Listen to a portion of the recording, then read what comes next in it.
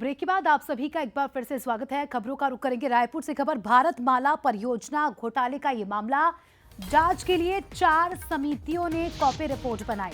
संभाग आयुक्त महादेव कावरे ने को ये रिपोर्ट सौंपी जाएगी। संभाग आयुक्त महादेव कावरे का इस पर बयान सामने आया। बंसल न्यूज से खास बातचीत में उन्होंने कहा, चारों समितियों ने रिपोर्ट सौंप दी है। रिपोर्ट को भारत और राज्य सरकार को भेजा। मामले में कई नई शिकायतें भी आ रही थी। कावरे सर हैं। सर, पूरी जांच समिति ने अपनी रिपोर्ट आपको सौंप दी है, चारों जो जांच समितियां बनाई गई थी। सर, क्या देखने को मिला भारतमाला घोटाले में, जितने जो गड़बड़ियां निकल कर सामने आ रही थी? जी, भारतमाला के संबंध में जो 4 जांच समितियां बनाई गई थी, चारों जांच समितियों ने अपना प्रतिवेदन दे दिया है और उसका स्टडी चल रहा है कि उसमें कौन से शिकायत में क्या गड़बड़ियाँ मिली हैं, उसका स्टडी करके फिर हम भेजेंगे। अभी जो है हमने भारत सरकार को और राज्य सरकार को ये जो जांच रिपोर्ट आई थी उसको भेज दिया है।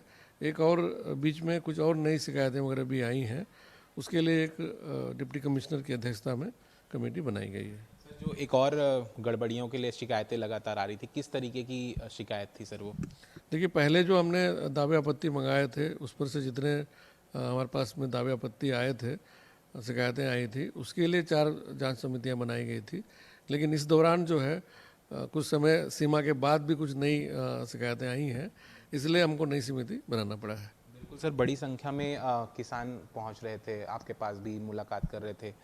सर, उनकी जो रिपोर्ट आई है, चारों रिपोर्ट आपने तो देखा ही होगा सर, उसमें कोई जिक्र मतलब नज़र आया आपको कि मुआवजा में कुछ तो गड़बड़ी हुआ है, कुछ तो समझ में आया हो सर? देखिए, स्टडी चल रही है और जो प्रारंभिक तौर पर है, जिसमें